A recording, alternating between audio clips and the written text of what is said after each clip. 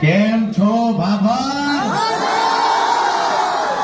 મારા બટુ ભાભરે તો ભાભરોટા બોલાવી નાખ્યા.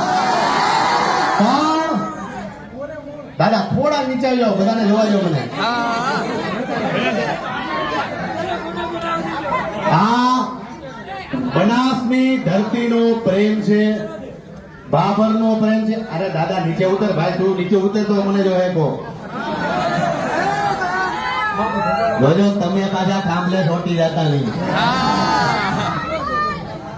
પણ આ ગુજરાતીઓનો પ્રેમ છે કે આજે ખજૂરભાઈની સાથે તમે તન મન અને ધનથી જોડાણા છો. હરેક ગુજરાતીઓનો પ્રેમ. અને જ્યારે જ્યારે હું બનાસકાંઠાની ધરતી પર આવ્યો છું, બનાસની ધરતીએ હંમેશા ખજૂરભાઈને આવકાર્યો છે. કેમ કે મને હજી યાદ છે કે મેં 3 વર્ષ પહેલા શંકરભાઈનું ઘર બનાવ્યું હતું. એની 4 દીકરીઓ હતું, એબનોર્મલ હતી.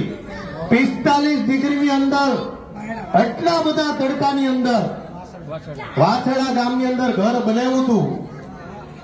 સાંજના 8 વાગે 46 અને 50 ડિગ્રી, માણસ મરી જાય એવી ગરમીની અંદર. અને કદાચ બનાસકાંઠામાં કોઈ બહારથી આવ્યું હોય તો એને લાગે કે ભાઈ હું ગરમી છે, પણ તમને અસર જ નથી થતી,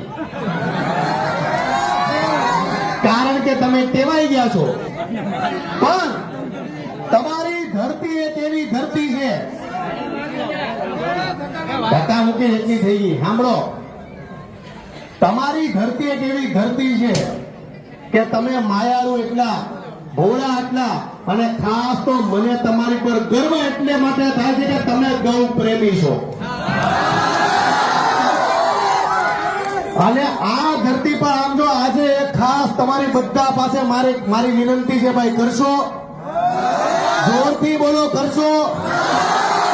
તો આ ઉનાળાની અંદર જો તમારે મહાદેવમય થવું હોય, મહાદેવનો મોટો ભગત છું, અને તમારે તમારા જો ધારેલા કામ પૂરા કરવા હોય તો એક સરસ મજાનો ઉપાય કહું છું, સાંભળવો છે.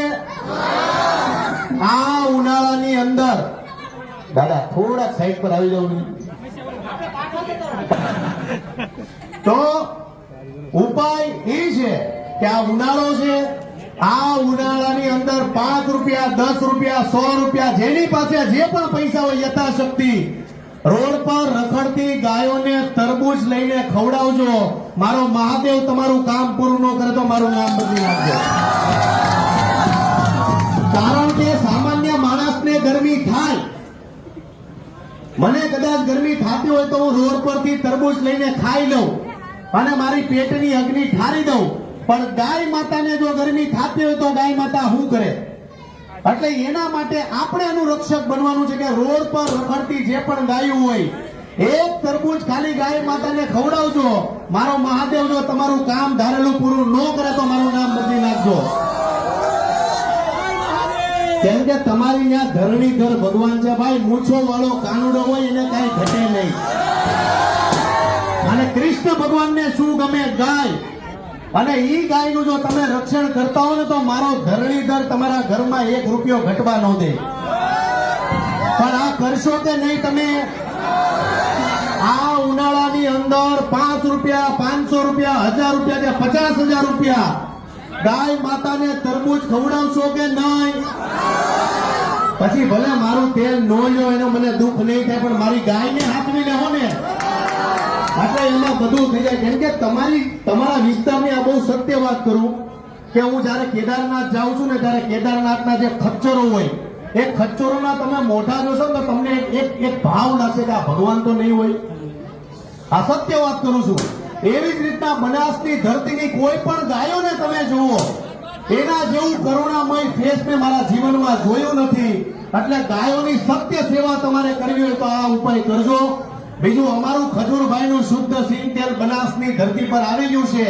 મારી જાતને હું ધન્ય સમજુ છું કે તમારી જેવી ધરતીમાં જો મારું તેલ વેચાતું હોય તો મારા માટે ગર્વની વાત કહેવાય. એટલે અમારું 15 કેજીનો ડબ્બો, 15 કેજીનો ડબ્બો અમારો 2850 માં છે ને 5 લીટર અમારું 950 માં છે.